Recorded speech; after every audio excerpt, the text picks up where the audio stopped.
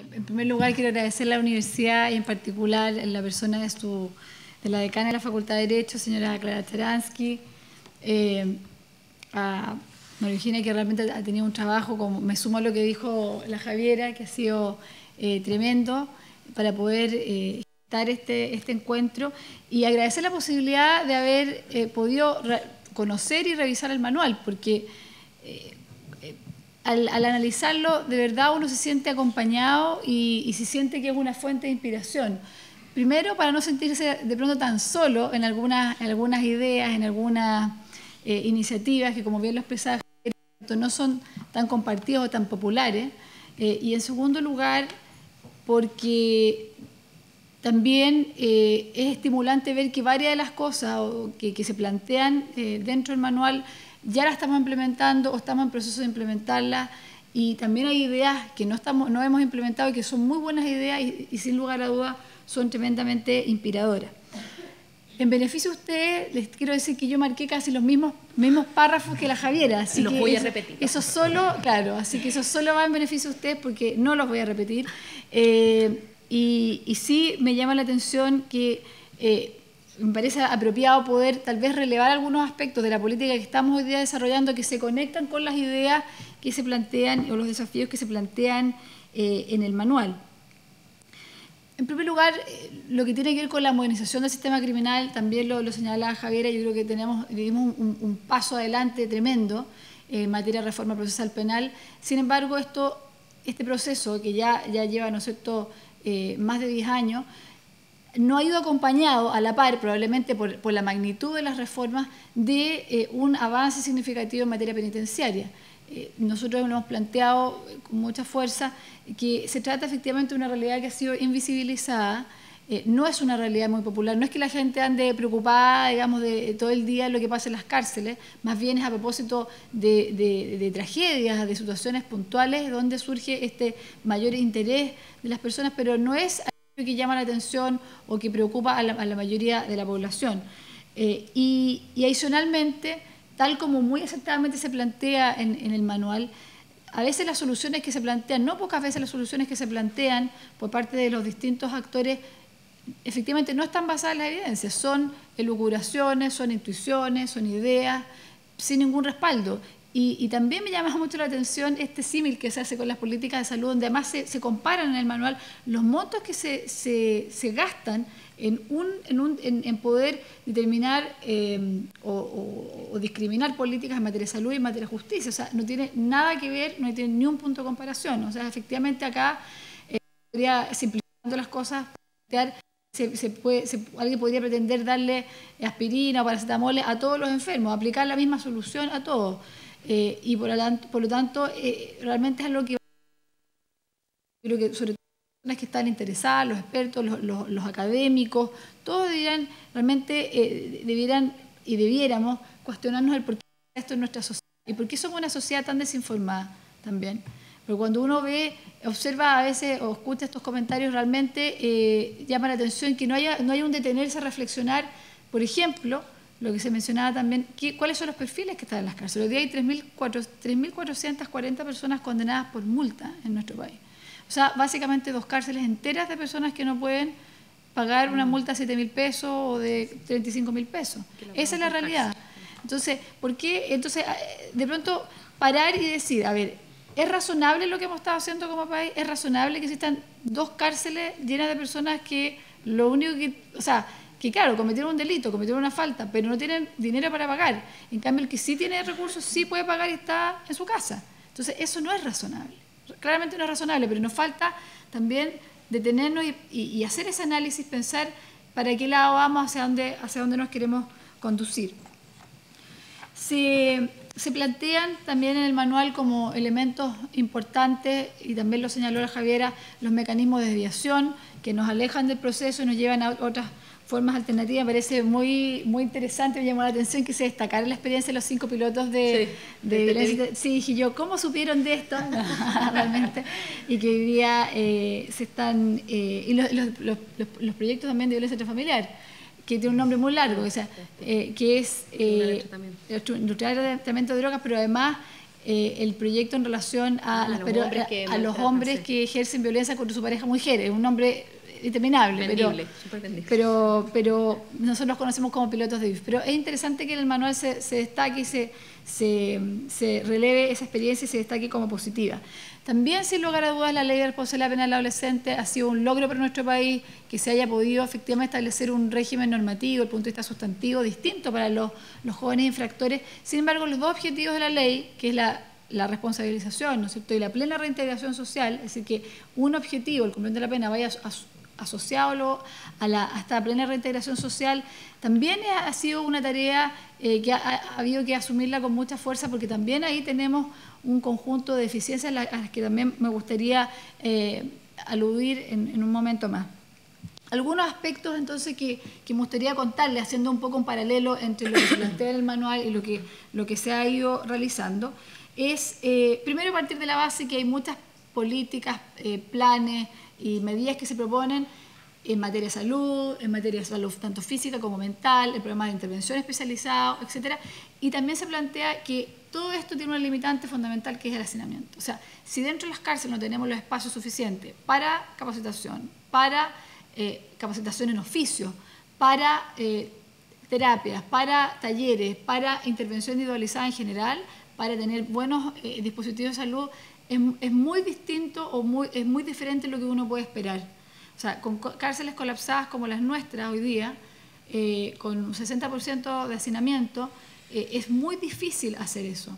Cuando se logra hacer, realmente es un tremendo logro, porque tener galpones, yo les quiero poner algo sumamente gráfico. O sea, si uno tiene esta pieza la tuviéramos llena, no sé, pues de 500 personas, para poder reservar un espacio, tendríamos que ponerla una encima de la otra. En el fondo, eso es lo que ha pasado en nuestras cárceles. Y de ahí es que no hemos detenido, y de ahí la importancia de detenerse y analizar críticamente si eso es razonable o no es razonable. Por dignidad, por respeto y también por una lógica de racionalidad al fin del día. O sea, y nosotros de alguna manera siempre también lo decimos, acá nosotros tenemos un compromiso profundo con el respeto de los derechos humanos de los privados de libertad, profundo. Pero hay personas que tal vez, como la persona que escribió en el blog, que no lo tiene. Pero si uno lo da vuelta y uno incluso lo analiza desde un punto de vista pragmático, tampoco es razonable. Es decir, que no cree en esto de un punto de vista valórico, debería también cuestionárselo de un punto de vista lógico. Entonces, es un desafío fuerte, grande, pero que lo hemos asumido con mucho entusiasmo. Algunas cosas que me gustaría comentar con ustedes. Elementos fundamentales y tal vez previo a cualquier tipo de intervención son medidas básicas de habitabilidad. Lo primero que implementamos en ese momento con el ministro Bulnes fue el plan de 11 medidas para mejorar las condiciones de los establecimientos penitenciarios que acogen adultos. Yo los invito a poder revisar este documento en nuestra página web. Son 11 medidas lanzadas en el mes de agosto del año 2010 que supusieron cosas a lo mejor que para cualquier observador externo podrían ser bastante llamativas. Ropa de cama, literas, mejoramiento de la alimentación. Se adquirieron 6.000 literas, se compraron alrededor de 40.000 frazadas. También se empezaron a retirar los balones de gas en 48 establecimientos penales. Seguimos en ese proceso de retirar los balones de gas paralelamente a aumentar la ración alimenticia. Y esto puede ser, ¿pero por qué? Porque, bueno, la ración alimenticia que se estaba otorgando no cubría todas las necesidades calóricas, digamos, de los internos, y por lo tanto ellos se tenían que cocinar. Y eso era obviamente un factor de riesgo y una situación de inseguridad. Y también mejorar redes secas y húmedas, mejorar los sistemas de registro y de llegada a las visitas. Una serie de elementos, adquirir equipos de rayos X para que los procedimientos de registro y de ingreso a las personas no fueran invasivos. Un conjunto de medidas orientadas a otorgar más dignidad, no solamente a los internos, sino también a sus familiares, y también mayor seguridad a los mismos funcionarios que trabajan en las cárceles. Estas medidas no fueron fáciles de implementar. También tuvimos ciertas, porque claro, alguien nos decía, bueno, pero ¿por qué gastan en esto? ¿Por qué, si hay tantas necesidades a lo mejor de salud o de otros temas, por qué esto? Bueno, ahí está la apuesta en no olvidar a los seres humanos que están detrás de los muros y porque también esos seres humanos detrás de los muros, maltratados, por supuesto, se genera más violencia dentro de las cárceles, y no es de extrañar que exista mayor violencia cuando salgan, si es que no hacemos nada por tener condiciones más dignas y más humanas. Esa fue una primera medida que planteamos y que también viene de la mano con poder aterrizar en algo muy concreto los estándares internacionales de derechos humanos, que obviamente nos inspiran. También empezamos a diseñar un conjunto de proyectos legislativos y que yo debo especialmente hacer un reconocimiento acá al Consejo para la Reforma Penitenciaria. Nosotros en el mes de marzo del 2010 recibimos al CESC, ahí está Olguita Espinosa, Fundación Paz Ciudadana, Flaxo y un conjunto de expertos que nos señalaron un diagnóstico de lo que para ellos era el sistema penitenciario. Y esa información fue tremendamente valiosa para nosotros, dado que nos permitió tener rápidamente una mirada de cuáles eran las prioridades y las prioridades que se estaban viendo que había que abordar con mayor rapidez. Y por eso nos animamos, en ese momento con el ministro Bulnes, a elaborar un conjunto de proyectos de ley para ir a superar o abordar estas situaciones.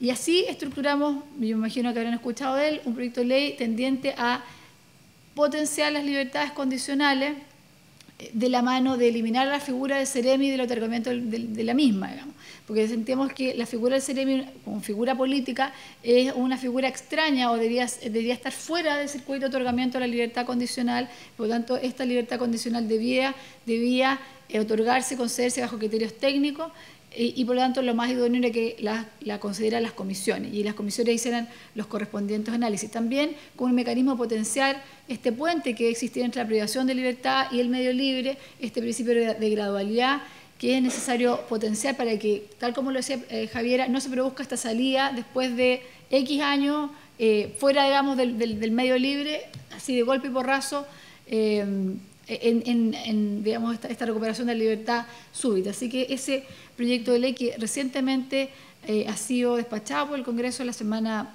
pasada, así que estamos muy contentos que después de largos meses de tramitación finalmente ya estamos en una etapa final de que esto pueda entrar en vigencia.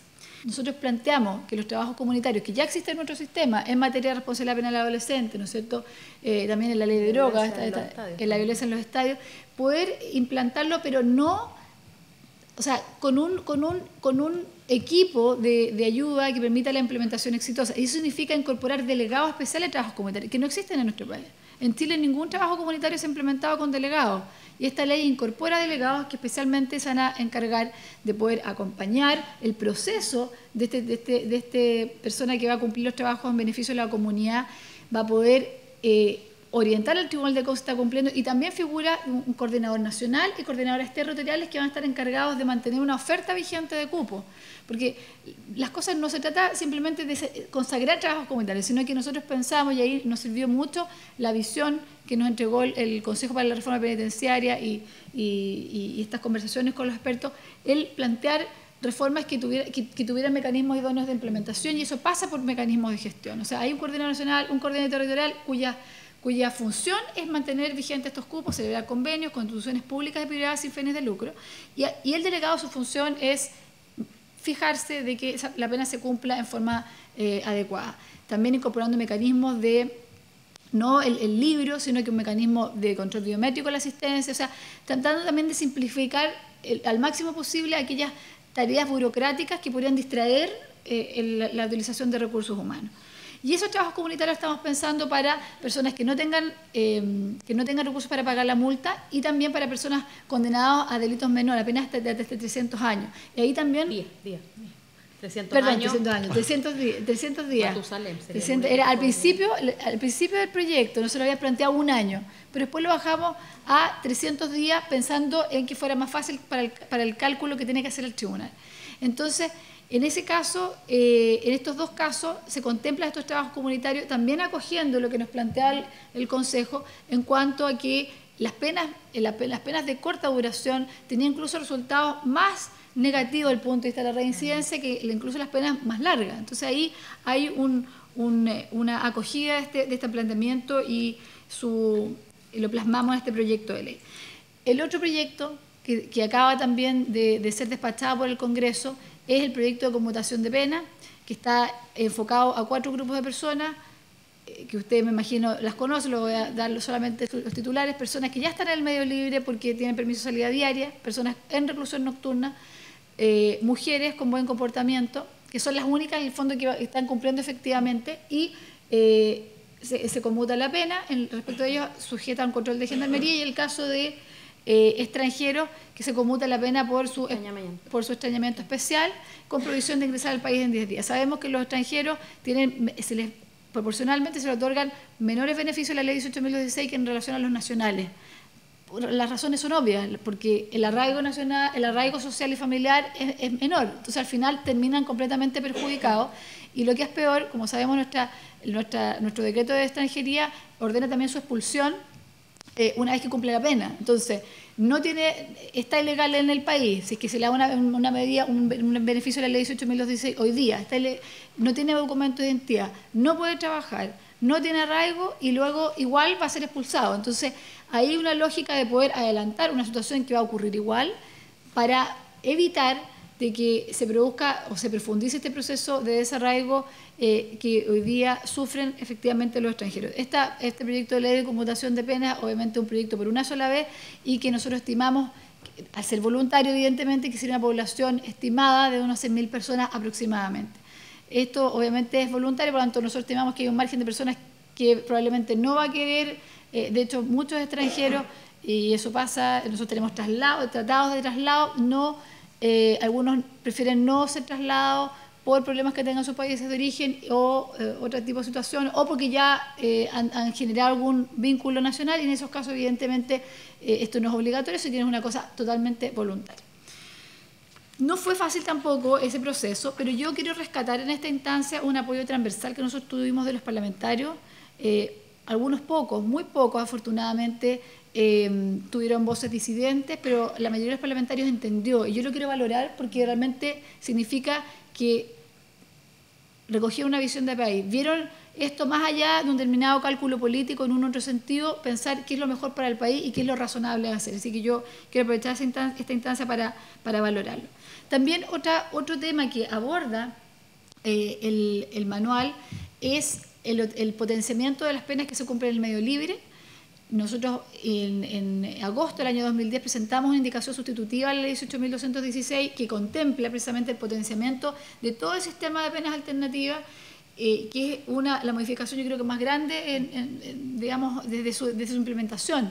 ¿Por qué? Porque en primer lugar, no solamente se conoce erróneamente como la ley del brazalete electrónico, cuando el brazalete electrónico es lejos lo menos importante de la ley, pero bueno, en primer lugar, lo más importante de esta ley es que incorpora una gran cantidad de delegados que van a permitir, por lo tanto, mejorar los estándares de número de penados con los cuales trabaja cada delegado, que es importante, porque hoy día con la gran carga que se comenta, que alrededor de 60 casos por cada delegado, evidentemente es difícil hacer un proceso de intervención más individualizado, más específico. Por lo tanto, al incorporar mayor cantidad de delegados se puede hacer una atención más personalizada, más individualizada. También se le están elaborando modelos de intervención diferenciada por tipos de delitos, que es muy importante en relación a lo que comentaba la Javiera, en cuanto a abordar el perfil específico de ese condenado. O sea, no apliquemos lo mismo para todos, sino que apliquemos cosas específicas, porque las personas son distintas, porque los perfiles son distintos y tienen factores protectores y factores de riesgo distintos. Entonces se incorporan más de 500 funcionarios, se incorpora también el monitoreo telemático a través del brazalete electrónico, que también se considera para una institución nueva, que es la pena mixta, que permite que personas que están cumpliendo pena privativa de libertad, que hayan cumplido un porcentaje de su pena con buen comportamiento y con un informe favorable, puedan salir de la cárcel en forma anticipada, sujeta a la libertad vigilada intensiva. Se incorporan mecanismos nuevos, unas respuestas penales más diversas para que el tribunal tenga otras opciones. Por lo tanto, la reclusión nocturna, que es un mecanismo, una pena realmente que no tiene, a mi juicio, ninguna razón lógica de ser, porque que una persona vaya a dormir en la cárcel no es ningún medio de control de nada, salvo que ocupa una cama en una cárcel, porque esa persona está todo el día igual libre y sin ningún mecanismo de intervención. Por lo tanto, si hay que focalizarse, nos focalizamos en aquellos que requieran mayores acompañamientos, y por lo tanto está la libertad vigilada la libertad vigilada simple y la intensiva con un proceso de seguimiento de características distintas. Y en el caso de la reclusión parcial se le otorga al juez la posibilidad de imponerla de forma diurna, nocturna o de fin de semana en forma flexible, 56 horas semanales, y para poder recoger la posibilidad de que la persona estudie, trabaje o digamos, o pueda a cumplir sus funciones de manera adecuada. Y esto porque también las personas finalmente tienen familias, tienen compromisos, y muchas de las personas, no pocas las personas en reclusión nocturna de pronto fallan, porque tienen un hijo enfermo, porque tienen una situación excepcional, y eso no es lógico y tampoco debe una inmediata revocación. Por eso es que se le deja al tribunal herramientas flexibles que él pueda aplicar en el caso determinado. Esto es un informe financiero de 50 millones de dólares. Fue también arduo conseguir ese financiamiento, pero sentimos que una transformación de estas características requería un financiamiento adecuado, y estamos contentos de que la Dirección de Presupuestos, el Ministerio de Hacienda, haya creído en la evidencia, haya creído en la apuesta por las penas de libertad y que finalmente nos haya respaldado con estos recursos. En cuanto al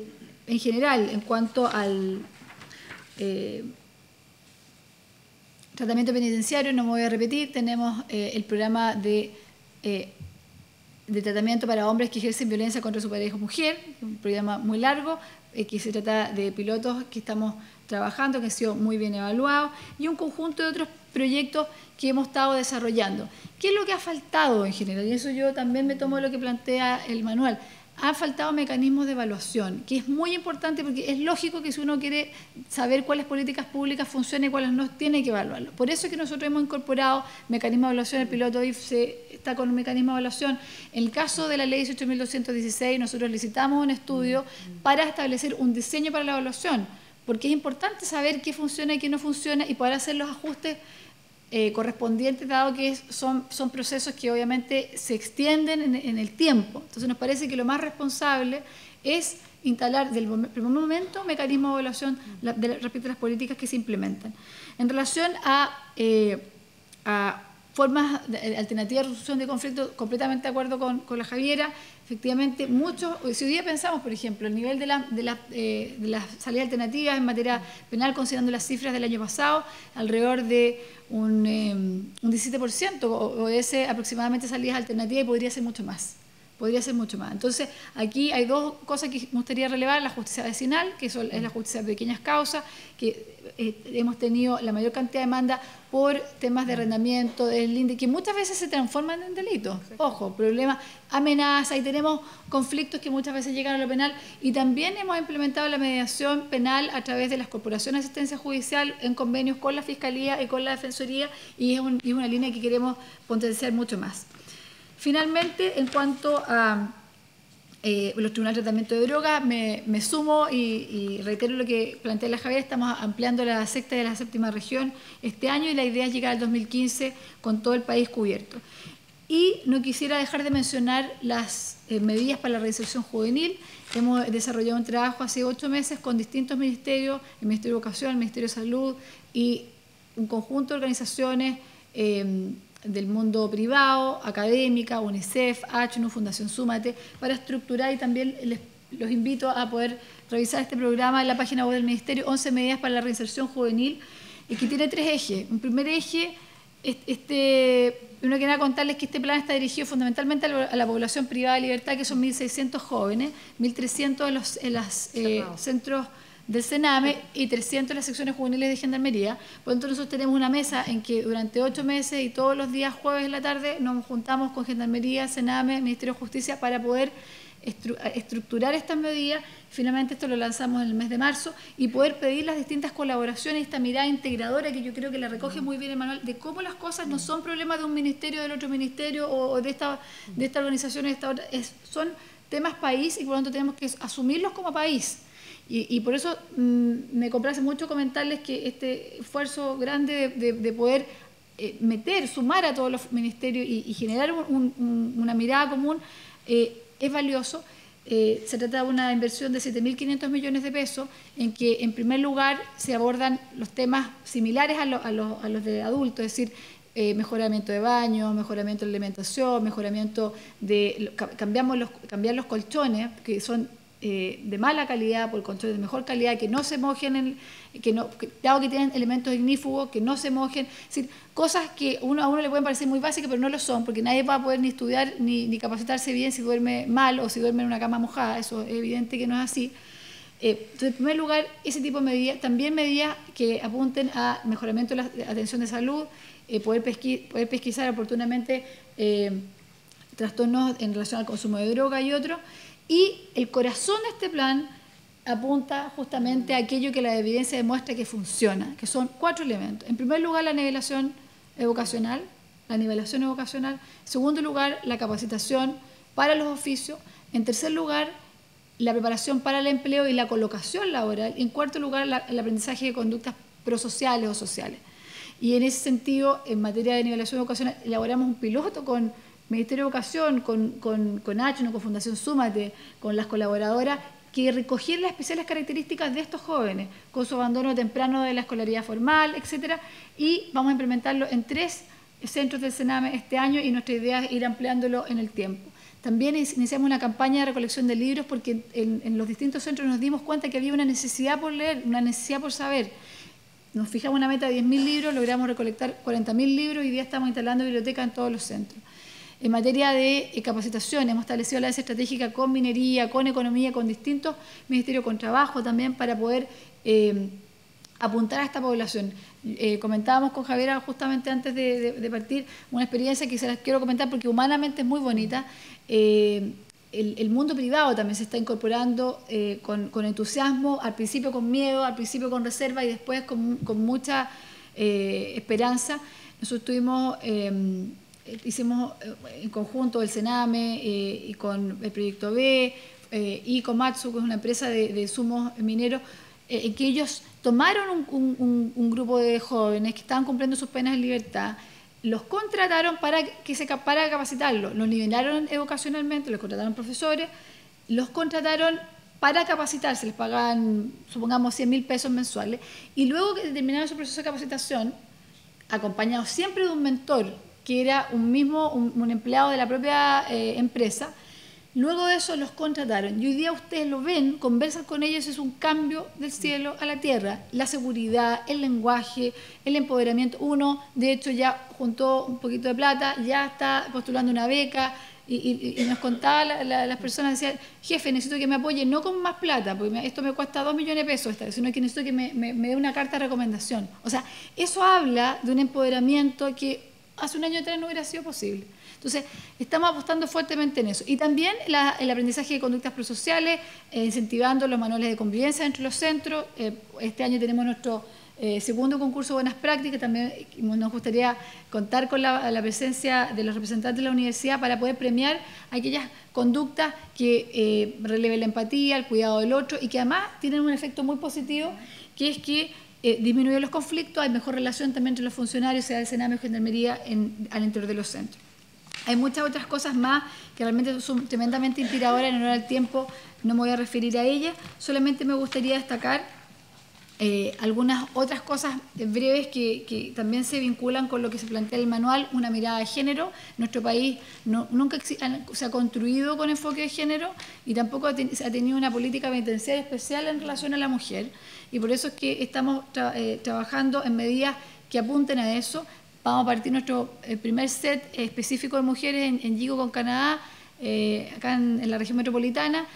También estamos desarrollando el proyecto piloto con mujeres, especialmente con un sistema de intervención especial. La cárcel de San Miguel está siendo refaccionada para solo albergar a mujeres imputadas, con dependencias distintas, con mayores posibilidades de inserción para ellas.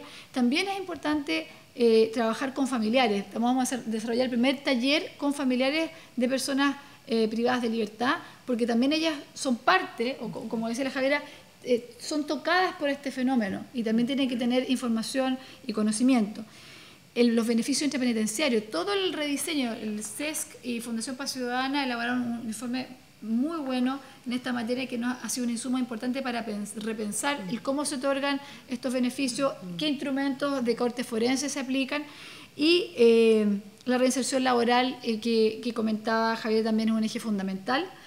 Y con esto termino, solamente me gustaría cerrar transmitiéndole una observación que se plantea con fuerza en el manual, que es persuadir a todos los tomadores de decisiones y hoy día la sociedad, que es una tomadora de decisión fundamental, evidentemente, como lo decía Javier, al escoger las autoridades, pero a todos los tomadores de decisiones, legisladores, políticos, sociedad en general, que hay que focalizarse en eso, en aquello que hace la sociedad más segura. Y lo que hace la sociedad más segura hay que buscarlo ahí donde la evidencia demuestra que lo hace más segura y no en aquellas cosas que parezcan más populistas, más glamorosas o más duras, que de pronto no tienen ninguna evidencia empírica que las acompañe de que realmente funciona. Muchas gracias por su tiempo y su paciencia.